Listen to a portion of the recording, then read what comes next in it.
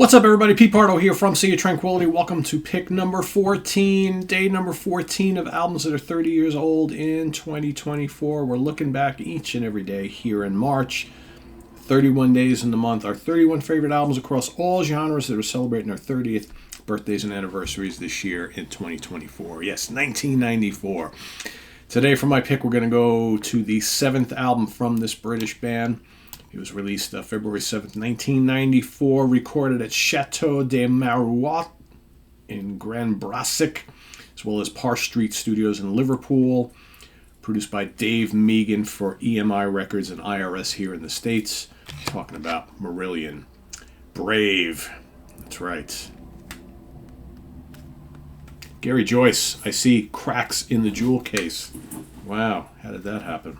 It's very rare that I have cracked jewel cases.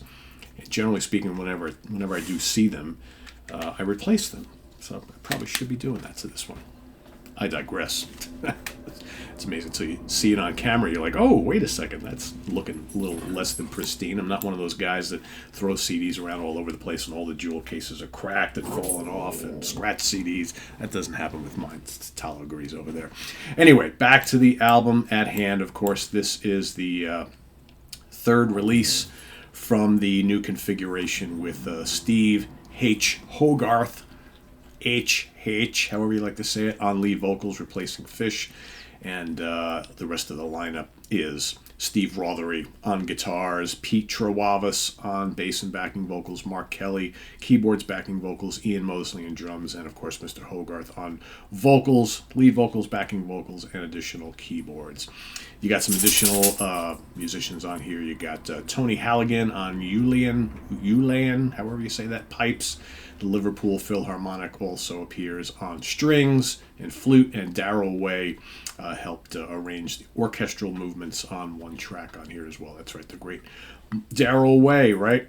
So what is this album all about? Well, this is a concept album about a young girl. It's actually loosely based on a kind of true news story that's happening at the time, but it's based on a young girl living in a really dysfunctional home, and there's all sorts of elements here of abuse and addiction and depression and suicide and all this sort of stuff.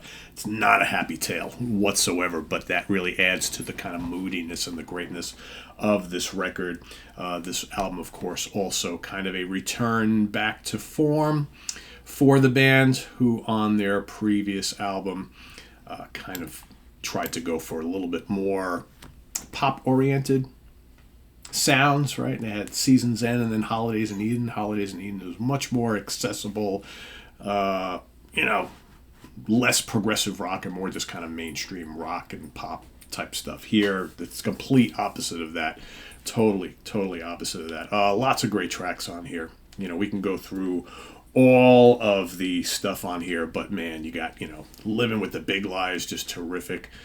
You got Goodbye to All That, which is just this big, long, epic, awesome stuff. Alone Again in the Lap of Luxury is killer. The title track, Brave, is great. Paper Lies is great. You got The Great Escape, Made Again. Just so many great tracks on here. Runaway is terrific. The Hollow Man is very cool.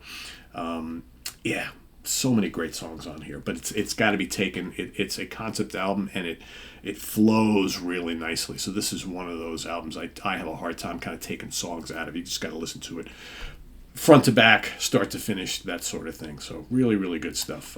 I love it a lot. It's easily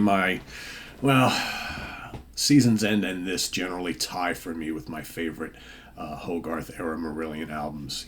I still always prefer the first four albums with Fish as my favorite Marillion albums, but once we get to the next batch, this and Season's End always kind of match up for me as my favorite from this era of the band. So, all right, what do we got? Charts. Belgium, 176. Dutch charts, number 7. Finland made it to number 26. Germany, number 17. Sweden, number 25. Swiss charts, number 21. And the UK charts, this made it to number 10. Pretty good. No chart in the US, unfortunately. Sadly. Right? And singles, The Great Escape, released January 10th, 1994. The Hollow Man, March 14th, 1994, and Alone Again in the Lap of Luxury came out April 25th, 1994. So there you have it, everybody. Brave by Marillion is my pick for today. The great UK prog act, one of their absolute classic albums and a great concept album. That is my pick for number 14. Let us know what you think of Brave down in the comments below if you've heard it. If not, list your pick down below, of course, because that's the most important thing. And visit us on the web at www.seatranquility.org. We're on Facebook, we're on YouTube all together all the damn time. Please subscribe if you haven't already and click on that notification bell so you get alerted of all of our content as it posts. And please do hit the like button before you leave. Also down below, we got the links to our Ko-Fi page for channel donations, our merch page, and our Cameo page. So thank you in advance for all your support there. And we'll see you soon here with more stuff. Pick number 15 is tomorrow. We're almost halfway through the month. And till then, have a good one, everybody. Don't forget, tomorrow we got Friday morning at the Funhouse with Martin Popoff. We've also got the Professor's Picks tomorrow. Saturday, we got the Review Crew coming up. We got the big battle.